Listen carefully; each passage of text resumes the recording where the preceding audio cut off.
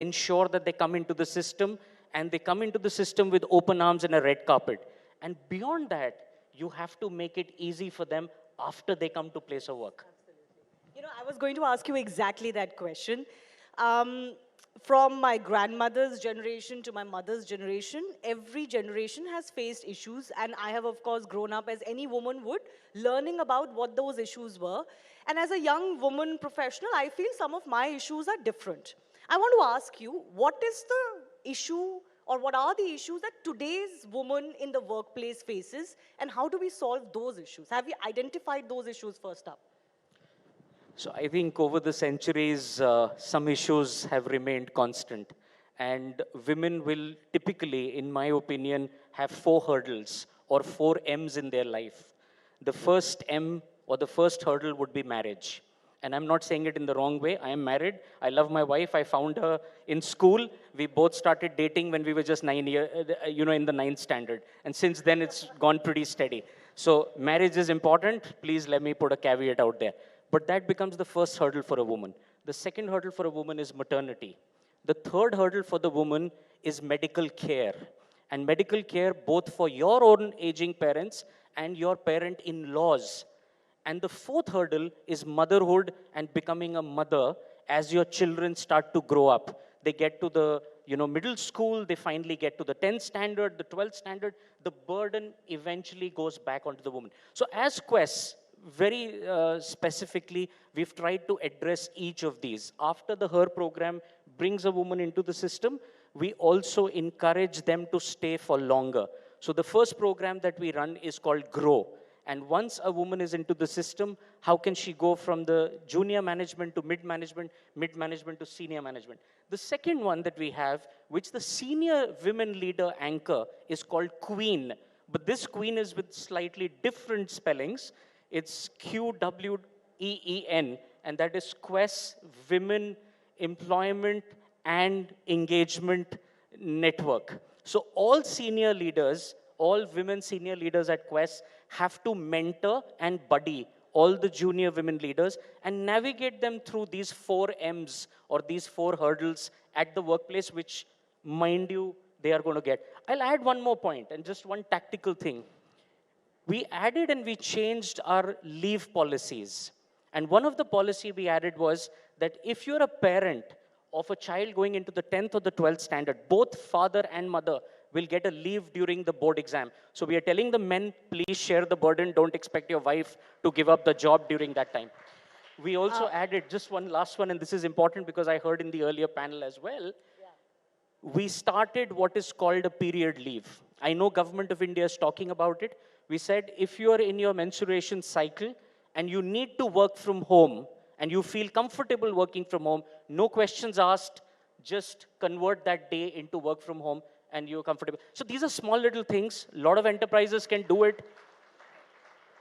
Absolutely, absolutely. No, so there is, as you said, some challenges haven't changed for women.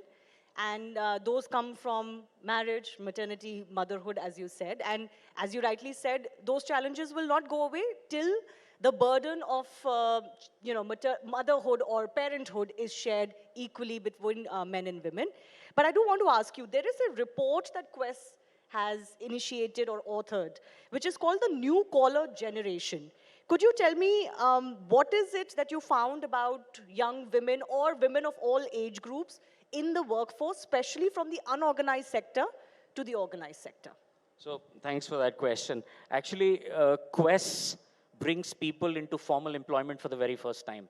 In the last 12 months, when we added about 350,000 people, 177,000 of those people got a UAN number for the very first time. That means they came into formal employment for the very first time. 42,000 of those were women employees who came into the formal employment for the very first time. Now, how this report came about is, when we took our findings, being a 500,000 company, to the government, the first question the government asked us is, you also speak for the formal worker. Who speaks for the informal worker? So we initiated a report in 14 cities, 4,200 girls and boys who work in 10 different disciplines in the informal sector. And we asked them a question: would you want to transition to the formal sector or the formal jobs? The emphatic answer, 97%, was absolutely yes. What do they find? They find decent work, they find skilling, and they find career enhancement.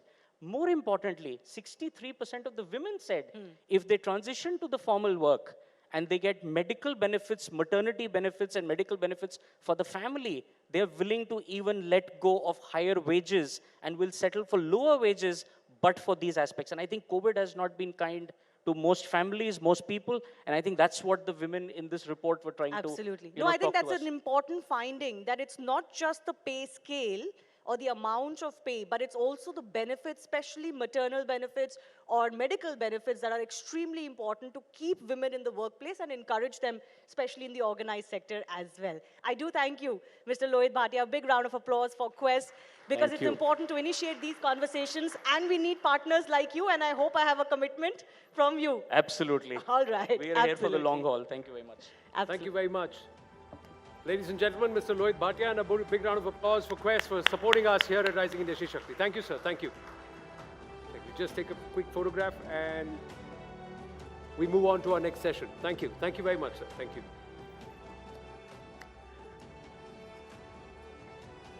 Well, ladies and gentlemen, what we do is whenever we have politicians, we journalists are fighting with each other to say who's going to do the interview. So this time around we said, no, this is Rising India Shakti.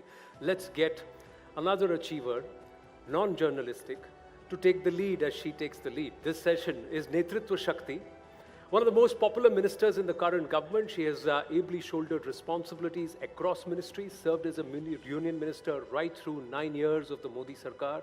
She's also triumphed in a political bastion no one thought could ever be surmounted. But has it all been guts and glory all along?